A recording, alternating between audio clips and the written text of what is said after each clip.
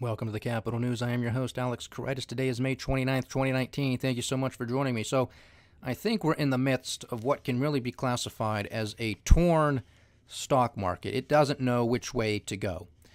I think the market is honestly trying to find fair value. I know that's hard to imagine, but I think people within this market are finally starting to wake up and realize something's amiss here. All of these pieces of this economic puzzle just are not painting a very rosy picture. We got some mixed messages. We got, obviously, if you just look at the headlines, which of course is very poor analysis to do so, but that's what's driving these markets. They're looking for presidential tweets. They're looking for mentions from central bankers, and then they're off to the races. That's all they're looking for. They're clinging to hope. They thought a U.S.-China trade deal was in the bag.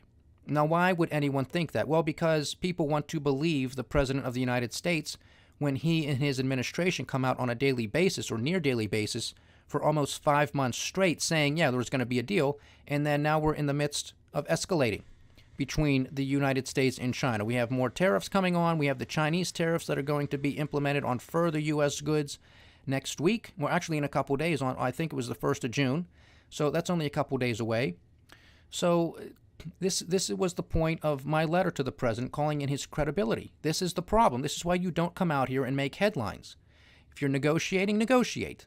If things are fine, say they're fine. You don't need to promise. You're supposed to under promise and over deliver. You would have thought somebody such as Donald Trump, who is supposedly a great master marketer and salesman, would know that. But he was coming out and saying this was going to be historic, it's fantastic. Really called into credibility, called into question not only his credibility, but that of some of his economic advisors and political advisors.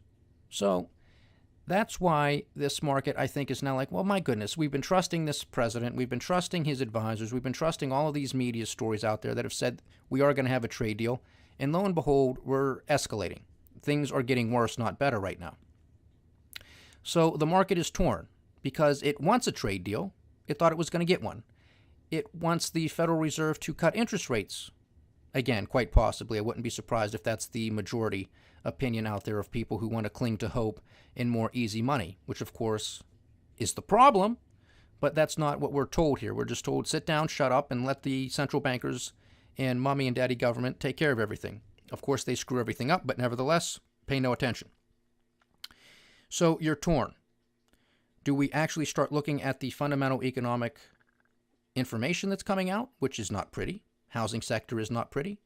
Credit card debt is not pretty. Student loan debt is not pretty. Housing sector is not pretty. Imports and exports from this country and other countries are not pretty. They are sending signals the world over that, man, we really are in the midst of a global slowdown. And simply slapping 20-25% tariffs on a couple $100 billion worth of goods, I'm sorry, ladies and gentlemen, just doesn't cut it with me. It doesn't pass the BS test. It doesn't smell right. Okay? You don't talk about $50-70 billion, and that's just somehow going to upend a multi-trillion dollar global economy. It just makes no sense whatsoever. So there is more to the story. And when we look at all of the economic data, and again, going deeper than just the headline number, we know that there is a lot wrong with this economy and the global economy, and it's all interconnected. So what took place on the markets today? We had the S&P lose 19 points. The Dow lost 221. The NASDAQ closed down 62 points lower. And the Russell 2000, the small cap index, lost 14 points, all representing about a 0.9% decline for the day. Of course, this was well off of their lows, which was around noon today. So they did get a little bit of a bounce back towards the end of the day. Was that some profit taking from those who were selling short? Was that the bulls coming back saying, okay, this is overextended, it's oversold, we're going to buy this dip? We'll see what takes place over the remaining week. We also have the Dow Jones Transport, something, again, we're going to keep our eye on here moving forward. It lost 76 points, which was a decline of about 0.8%. So it is now sitting at 9,929. So, I mean, not too long ago, it was well north of 10,000 points. Now it is at 9,929. So we have been seeing quite the decline in the Dow Jones Transports. Continuing, we are looking at the New York Stock Exchange, which also shedded 80 points for the day, representing a 0.6% decline. So again, if we're trying to look at these as forward-looking indicators, not a rosy picture for certain. Oil was not moved too much today. Still pretty much trading where it was. Gold is at $1,280. Silver, $14.42. So despite the fact that we are sort of in this torn environment right now, the flight to safety is really more towards the U.S. 10-year Treasury and other Treasury bonds, and also the U.S. dollar. So if you have an increasing dollar, you have the weakening in the precious metals markets. So that's not a huge surprise, but nevertheless, I still would have thought that there would have been a bigger run. So I'm still chalking that up to a lot of the manipulation that takes place with the gold and silver markets with respect to the paper trade, because obviously you can create and manipulate the paper trade a lot more easily than you can the physical gold and silver. And I think that's really why we've seen a lot of price suppression on gold, and particularly that of silver as of late. The U.S. 10-year Treasury continued its decline, so again, it is still being seen as a safe haven. It shed 1.4 percentage points today and now sits at 2.236%. The VIX, despite having a market that has been selling off, it only increased 2 percentage points and now sits at $17.90. If we're looking forward to some other leading indicators that we have been discussing here as of late, copper shed another 1.5%. Lumber actually gained 2.8%, now sits at $316 for 1,000 board feet. Now that was interesting because late last night and earlier this morning, lumber was actually below $300, which was surprising to me, but was sort of consistent with this panic sell-off and this continuation of people thinking that this economy, this global economy, is slowing down, which in fact it is.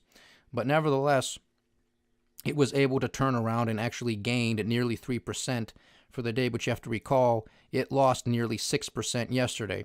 So it got back some of its losses yesterday. I don't follow lumber enough to know the technical levels on it. I'd have to look into that a little bit further. So I don't know if it hit a key technical level and sort of just bounced off of that. If people who were selling short were taking profits, it could be a whole host of issues. That's why one day never makes a trend. That's why you have to pay attention to it over the course of a week, a couple weeks, and obviously the further out you go, the bigger the trend you're going to see. Aluminum gained only 0.4% for the day. So if we're going to look at the copper, lumber, and aluminum markets, they're still rather relatively weak compared to where they were earlier this year, and very reminiscent of where we were in Q3 and Q4 of 2018. So it's something that we are definitely going to keep our eye on as we move forward. Now, one of the questions that is being thrown around there on the financial mainstream media, of course, this never really went away, but now it's sort of more front page news, is the question as to what will the Federal Reserve do? Because you have the Treasury market pretty much pricing in another Fed cut. So, almost screw this wait and see stuff. We need the Federal Reserve to cut rates. Now, that's what the market says. I don't want that to happen. But that's what the market is sort of pricing in. And it's not just here in the United States. If you look at bond prices over the course of the past couple of weeks, I mean, the prices of bonds are just pretty much going through the roof. And of course, you have yields coming way down because of the inverse relationship between price and yield. So people are flying, they are just flocking to the quote-unquote safety of government debt. Now, I don't think it's that safe of a bet, but when you have all things relative, where else are you going to put it? People, they're simply not trusting the stock market, especially in the midst of this trade war that is continuing and escalating, and they just don't know where to put the money. Where else are you going to put it? Commodities? Maybe not really safe. Really, the only game in town is government bonds. Now, how long will that remain the story is a question, because should something materialize, should there be a tweet from the president saying, "Oh, yep, we got a deal. It's coming. No doubt about it. I talked to President Xi. We are going to have a sit down at the G20 in Japan late next month. We're going to have a discussion." That could be it. And you're going to have all of that money that flew into government bonds is going to sweep right back out and probably go into equities. This is the financial world of Oz. This is the market manipulation that I'm talking about. This is the president having full awareness of what he's doing. Now, that remains to be seen as to whether or not he's going to tweet or make a statement saying that there's going to be a China deal. But nevertheless, this is the pins and needles that we're on. This is why we have a torn market, because the market is supposed to be rooted in fundamentals. Well, the president taking to Twitter to move markets, there's nothing fundamental about it. In fact, it's an abuse of power as far as I'm concerned.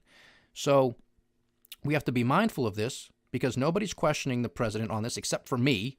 I don't hear anybody else, and I listen to a lot of independent people. I don't hear anybody else saying this. So again, I could be off my rocker. Maybe I'm being hyperbolic, but I really don't think I am, because you've never seen this type of action before. He has taken ownership of this economy and stock market, so he perfectly knows well that when he makes these comments, it moves the stock market in a direction that he wants. The question is he personally benefiting from this, or is a member of his family or organization or anybody down the trough? If you want to investigate that, have at it, because I think it's an abuse of power. So that's something to be mindful of. Now, what is the Federal Reserve actually going to do? Because they have to be careful here. Because if they should cut interest rates, oh man, I mean, it's sort of the final nail in the coffin as far as I'm concerned, because it's such a failed and flawed policy. You're probably going to have a knee-jerk reaction to the markets. They're going to like it, because this is going to be, again, another hit of heroin. This is going to be another high for them. So they're going to like it. So there's going to be a short-term boost. Will 25 basis points be enough? Or will they have to do 50 basis points? Or will they have to do what the president even said, a full 1%? Because how much stimulus do they need to actually have a stimulative effect? This is what I'm talking about when I say the law of diminishing marginal returns. You know, a decade ago, you cut interest rates 25 basis points, maybe you got a good run out of it. Maybe you cut them 50 basis points, you got a good run out of it. Now, how big does the cut have to be in order to get that same type of boost? That's the critical question. And right now, from what we're all told, there is no recession. And we're all told from the president and his administration, this is the greatest economy ever in the history of the United States. So cutting interest rates doesn't make much sense unless they are going to placate to the crybabies on Wall Street. Because, well, there was another sell-off, you got to bail us out. That's not how it's supposed to work. That's why these markets are torn.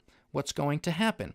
Are the markets, in a way, trying to sell off to get the Federal Reserve to cut interest rates? I mean, how pathetic and sick and rigged would that be if that was the case?